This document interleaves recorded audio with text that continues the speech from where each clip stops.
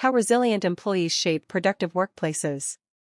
Hey there, welcome back to another episode where we explore what really makes a workplace thrive. Today, we're diving into something that matters to every one of us: resilience. Not just the kind you hear about in motivational quotes, but the kind that actually shapes productive workplaces from the inside out. Let's talk about what the research says. When employees are resilient, meaning they can bounce back from stress, stay emotionally steady, and handle setbacks without falling apart, amazing things happen. These employees tend to perform better, stay more engaged, and work more smoothly with others. Sounds like a dream team, right? This isn't just a feel-good observation. It ties directly into something called the conservation of resources theory by Hobfoll. The idea is that we're all wired to protect the things we value: our energy, our time, our mental peace. Resilience, in this framework, becomes a kind of inner fuel. It helps us keep going, even when the pressure's on. So, have you ever noticed someone at work who just seems to stay calm and centered when everything else is chaos? That's not magic, it's resilience in action. Curious how that could look in your own team? Let's keep going. Here's where another big theory comes in: the job demands resources, JDR, model. This model suggests that having the right personal tools, like resilience, helps us avoid burnout, even when work gets overwhelming. In this study, resilient employees didn't just survive tight deadlines and packed schedules, they actually thrived. They took initiative, solved problems creatively, and stayed hopeful through it all. This isn't just about being tough. It's about knowing when to ask for help, staying optimistic, and staying open to solutions. That's the kind of energy that fuels a strong team. Ever worked with someone who brings calm and confidence into a stormy meeting? Feels good, doesn't it? Let's explore how that impacts entire organizations. The ripple effect of resilience doesn't stop with the individual. It builds momentum across the team. According to Fredrickson's broaden and build theory, when we feel good, hopeful, grateful, confident, we start seeing more possibilities and making stronger connections. Resilient employees create these emotional waves that help everyone else stay afloat. They encourage collaboration, spark creativity, and keep the team spirit alive.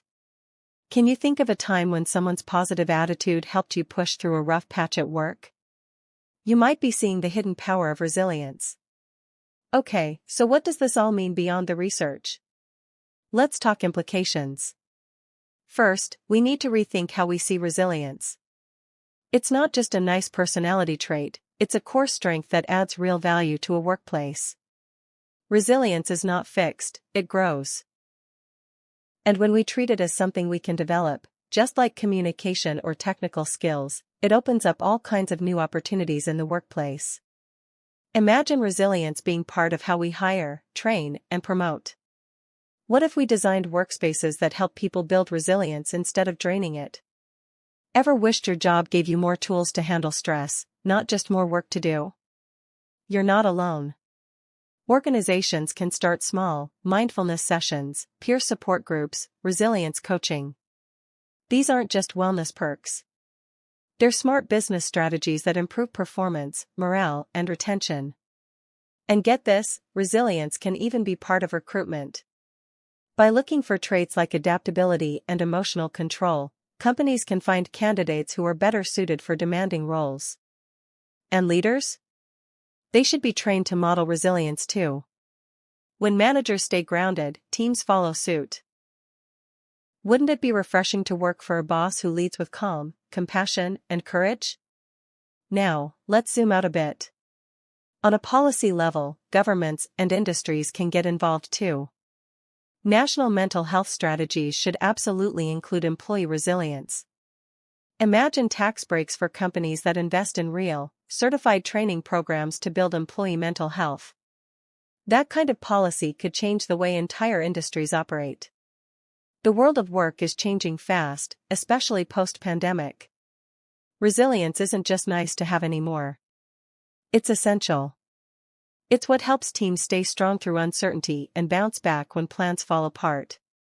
Have you felt that shift too? Maybe you've realized resilience is no longer optional in today's workplace? Let's get into some of the key factors that support or challenge resilience at work. First up, psychological safety.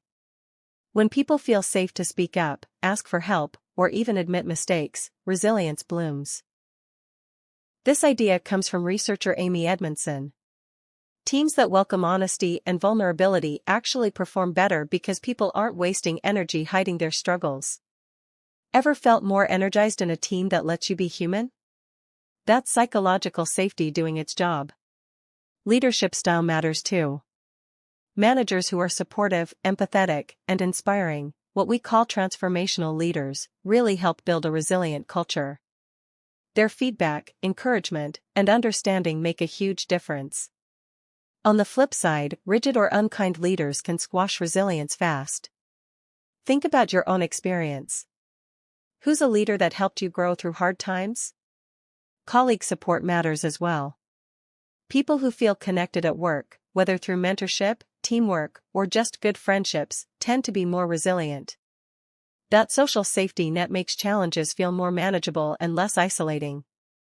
But here's the catch, even resilience has its limits.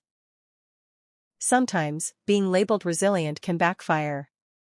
People who seem to cope well may be handed more and more tasks until they burn out. This phenomenon, sometimes called resilience fatigue, reminds us that resilience is not a superpower. It needs rest and support, too. Have you ever felt stretched thin because others assumed you could handle anything? It's a real challenge. Other barriers include personal struggles, like past trauma or caregiving responsibilities, which can interfere with resilience no matter how motivated someone is.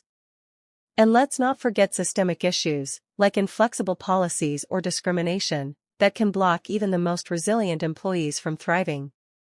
This tells us something crucial: resilience must be nurtured within supportive environments.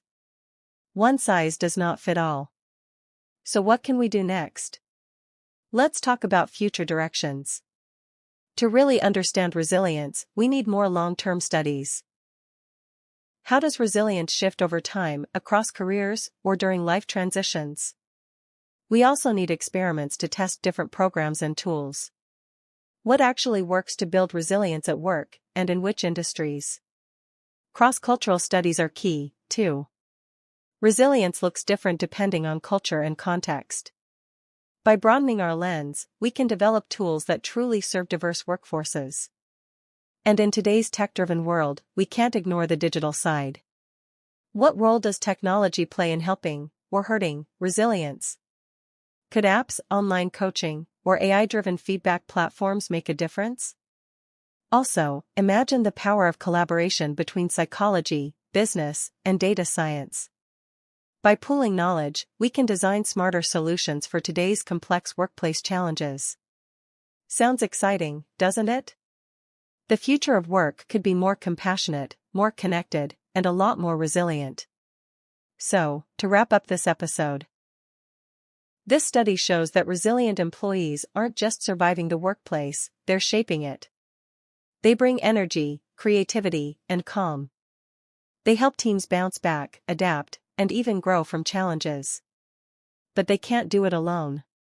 Organizations need to see resilience not as a bonus but as a core part of the culture. That means making real investments in training, leadership, policies, and people. Because resilience isn't just about enduring stress. It's about transforming it into something better. So let's build workplaces where resilience isn't just encouraged, it's embedded. Where productivity and well-being go hand in hand. And where people can thrive, not just survive. Thanks for sticking with us through this meaningful topic.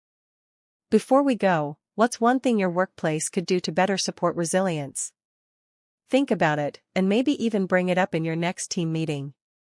Until next time, stay grounded, stay connected, and keep building something great.